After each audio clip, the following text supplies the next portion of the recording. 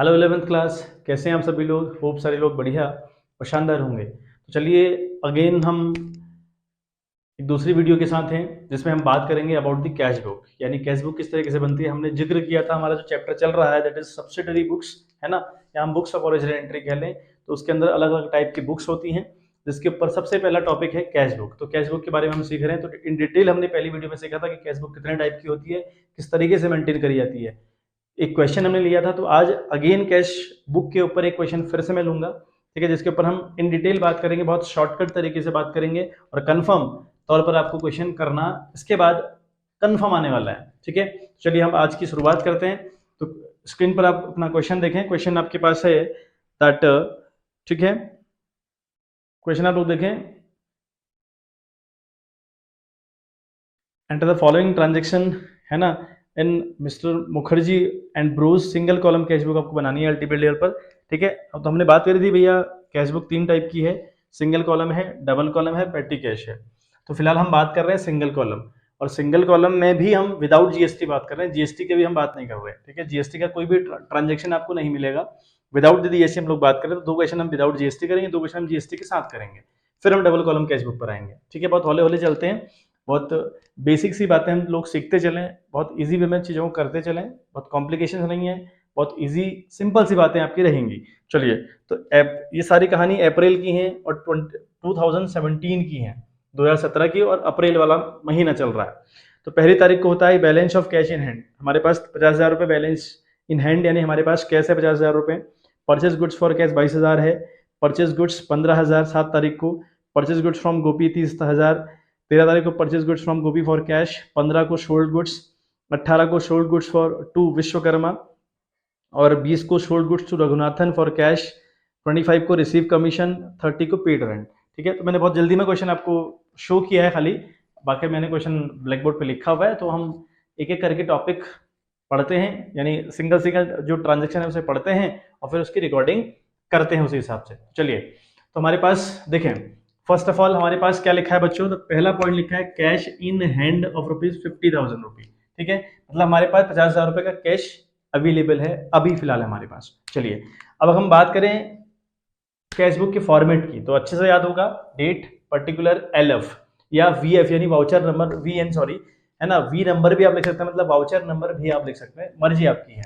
Rupees, date, particular, LF और rupees. और LF का कॉलम आप ना भी बनाएं बिल्कुल चलेगा, है ना, कोई नहीं कहने वाला। अब अगली बार से मैं बनाऊंगा नहीं, ठीक है। अभी मैंने आपको 2 वीडियोस में दिखा दिया कि एलएफ का कॉलम होता है, ताकि आपको पता रहे कि है कॉलम। एग्जाम में जब करने बैठे हो तो बनाएं आप प्रॉपर तरीके से, अदरवाइज जरूरत नहीं है, इसकी नीड नहीं होती।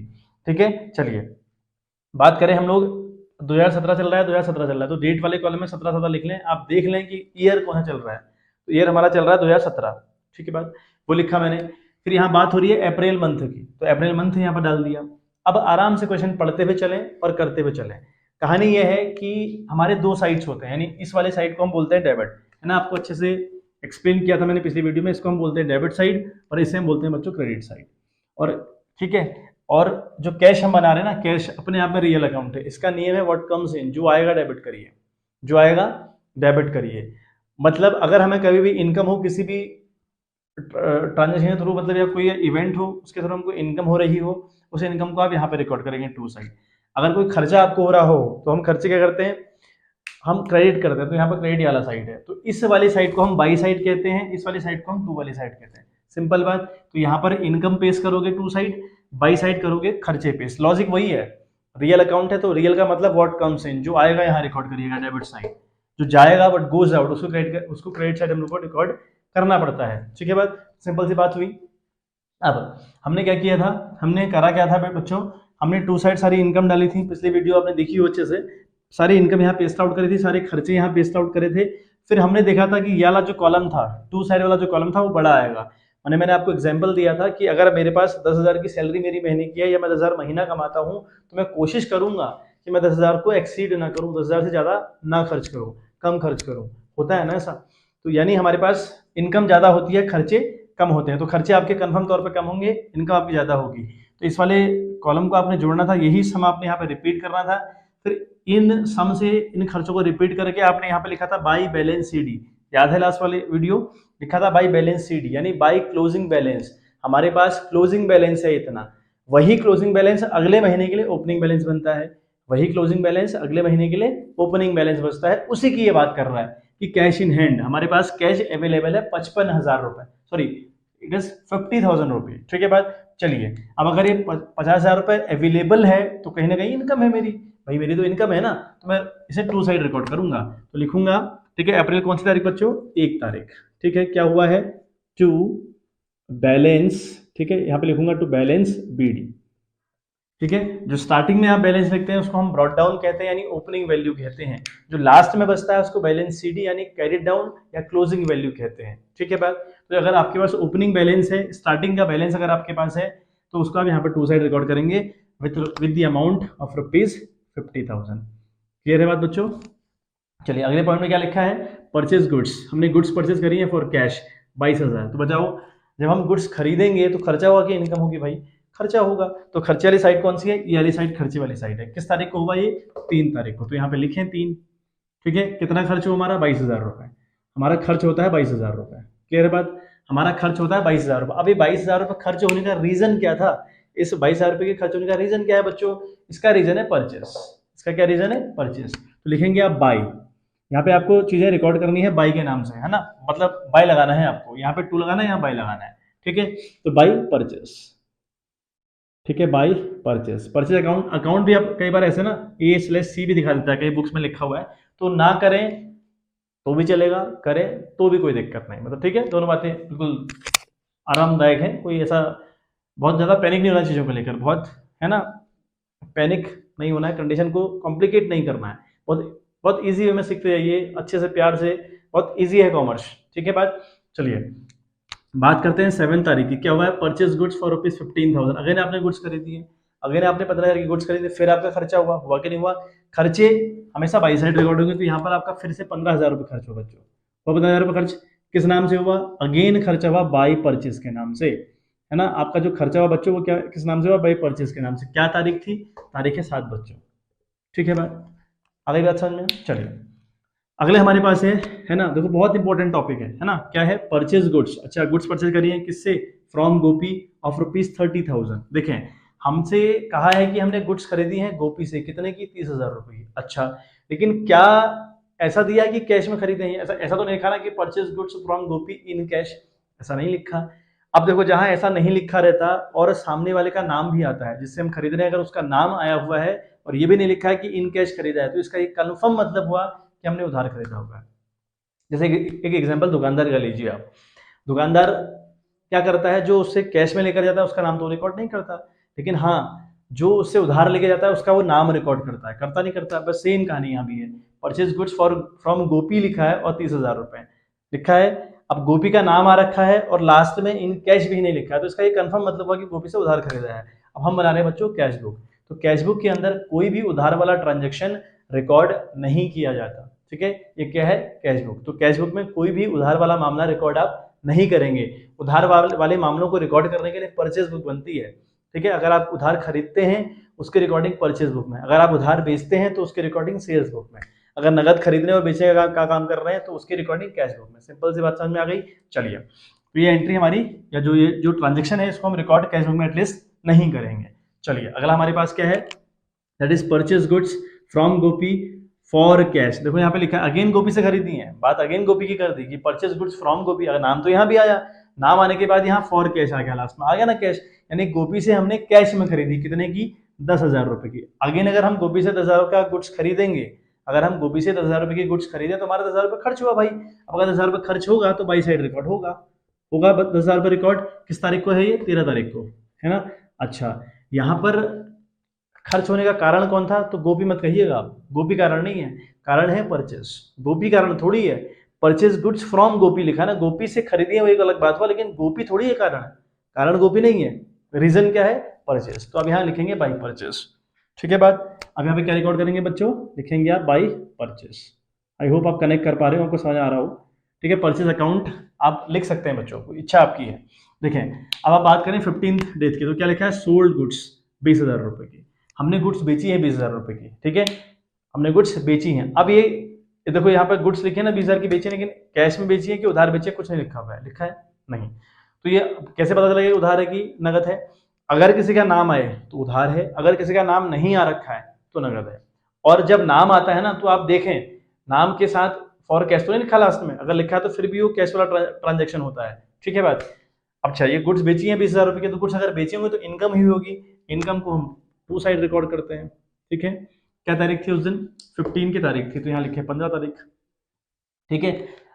क्या ये 20,000 रुपए इनकम किस कारण से आई, ये सेल्स का कारण था, मतलब अगर हमने गुड्स नहीं बेचे थे तो 20,000 रुपए नहीं आता, तो कारण क्या था, सेल्स, तो क्या लिखेंगे, टू सेल्स।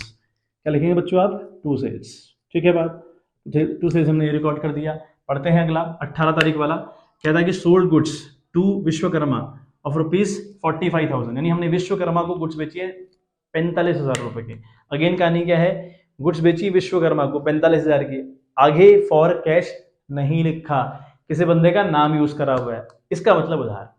ये मतलब उधार में हमने बेचा हुआ, कैसे पता करा मैंने, यहाँ विश्वकर्मा का नाम आया और विश्वकर्मा के नाम के बाद कहीं भी फॉर कैश नहीं लिखा हुआ है, अगर फॉर कैश नहीं लिखा हुआ है तो कंफर्म हुआ उधार है, ठीक है। अब अगर उधार है तो उधार वाले ट्रांजेक्शन कैश बुक में रिकॉर्ड नहीं होते, उधार वाले ट्रांजेक्शन रिकॉर्ड होते हैं या तो सेल्स बुक में या फिर कैश बुक में, सॉरी परचेज बुक में। अगर आप उधार खरीद रहे हैं तो परचेज बुक, अगर उधार बेच रहे हैं तो सेल्स बुक, तो इसकी रिकॉर्डिंग हम कैश बुक में नहीं करेंगे बच्चों।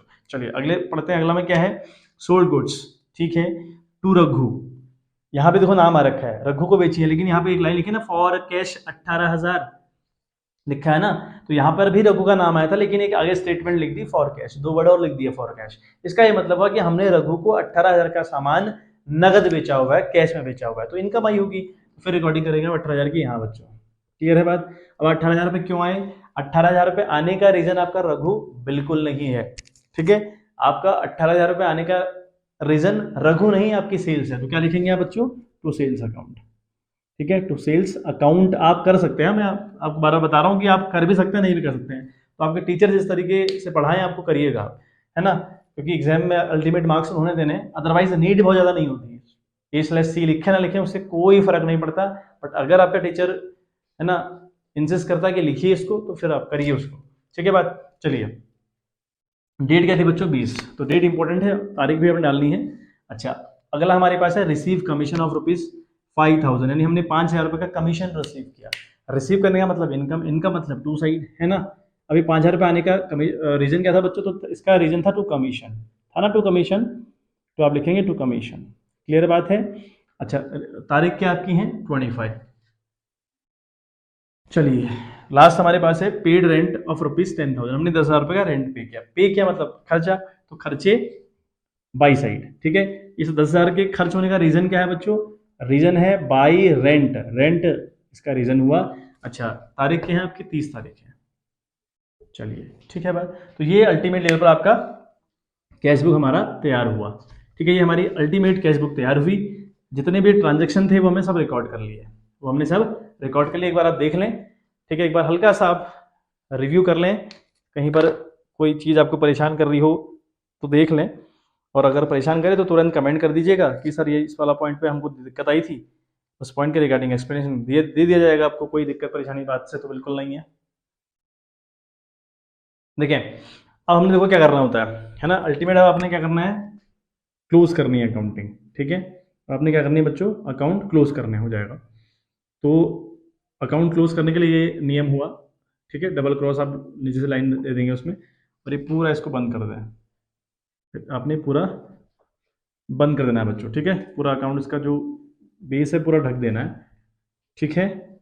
वो इम्पोर्टेंट है अपने आप में, क्योंकि ये बिल्कुल एक तरीके से एक ही लाइन में आएगा बच्चों, थोड़ा सा लाइन टेढ़ी हो गई मेरी, मतलब ये ऐसे ही बनेगा इस तरीके से। चलिए अब देखें आप, तो क्या करेंगे आप, टू वाला आप ऐड कर देंगे, 50,000 प्लस 20,000 प्लस 18 प्लस 5, तो 8 5 13 की 3 हासिल 1, यानी कैरी 1, ठीक है बात। तो यहाँ पे लिखेंगे हम 3,000 और 5 7 और 1 8 1 9, 93,000 यहाँ आ रहा है, ठीक है। यहाँ पे भी आप लिखेंगे 93,000, ये हो गया दोनों साइड सेम सम। इनकम आपकी 93,000 रुपये थी। आप खर्चे देखें, आप खर्चे 22,000 15,000 10,000 10,000 इतने खर्चा है, मतलब 10 10 20 और 10 15 35 35 2 37 57,000 खर्चा आया आपका, है ना। तो 93,000 की आपकी इनकम थी इनकम आपकी, और 57,000 का खर्चा आया आपका। ये आपको रफ में करना है बच्चों, ये आप काम आपको रफ में करना है, 93 की इनकम आई है तो टोटलिंग कर देनी है। जो ये खर्चे थे ना आपको ये रफ में ले जाना है, रफ में ऐड करना है। कितना खर्चा आया 57, तो कितना बचा भाई 93 की इनकम थी, ठीक है, तो ये हो गया आपका 13, 13 का मतलब हुआ 13 सात गया तो 7 3 3 6 6 आया। और उसके बाद यहाँ पर रहा आपका 8, 8 से 5 गया तो 8 से अगर हम 5 भेजे हैं, है ना, यहाँ पर 8 रहा ना, 8 से हमारा अगर 5 जाएगा तो हमारा 3 आया, 36,000, ठीक है बात। तो ये 36,000 क्या है बच्चों, ये हमारा बचा हुआ बैलेंस है, जो हमारे पास बैलेंस बचा हुआ है ना, बैलेंस बचा हुआ है। तो जो बचा हुआ बैलेंस है उसकी रिकॉर्डिंग हम इस साइड करते हैं, ठीक है। इस साइड क्यों करते हैं, तभी जाकर मैं कह रहा हूँ ना कि अकाउंट्स में दोनों साइड अमाउंट इक्वल आते हैं और बिल्कुल एक सीध, थोड़ा ऊपर नीचे कर दिया मैंने हल्के से, अदरवाइज बिल्कुल एक सीध होती है ना, बिल्कुल एक ही जगह पर आएंगे।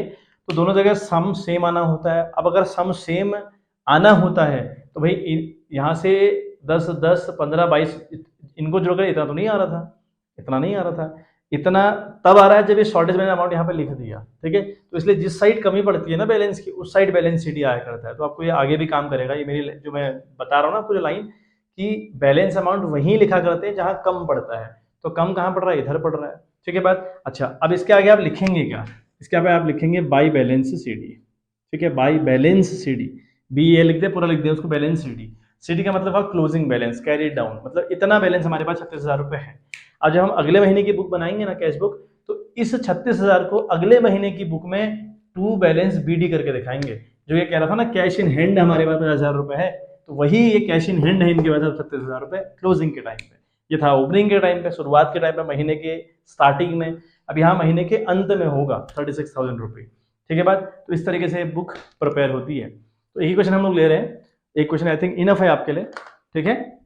और स्क्रीनशॉट ले लें और प्रैक्टिस आप लोग करते रहें, बार बार प्रैक्टिस करेंगे तो काम होने लगेगा। चलिए आज के लिए बच्चों इतना ही। खूब मन लगाकर पढ़ाई करिए, अच्छे से सीखिए चीज़ों को, नई नई जर्नी आपकी है तो खूब अच्छे से पढ़िए 11th। जितना अच्छे से आप 11th पढ़ेंगे उतना ही आपका बेस मजबूत होगा बच्चों। और बेस मजबूत करना बहुत इंपॉर्टेंट है ना, नींव मजबूत होनी चाहिए इंसान की। किसी भी चीज़ की अगर हम बात करें तो foundation should be very strong. तो वो अगर आपकी स्ट्रॉन्ग है तो फिर बातें बहुत आसान रहती हैं, ऊपर मंजिल कितनी खड़ी कर लो, दिक्कत नहीं आती है। चलिए मिलते हैं आपसे इन द नेक्स्ट वीडियो, तब तक के लिए bye bye, have a good day.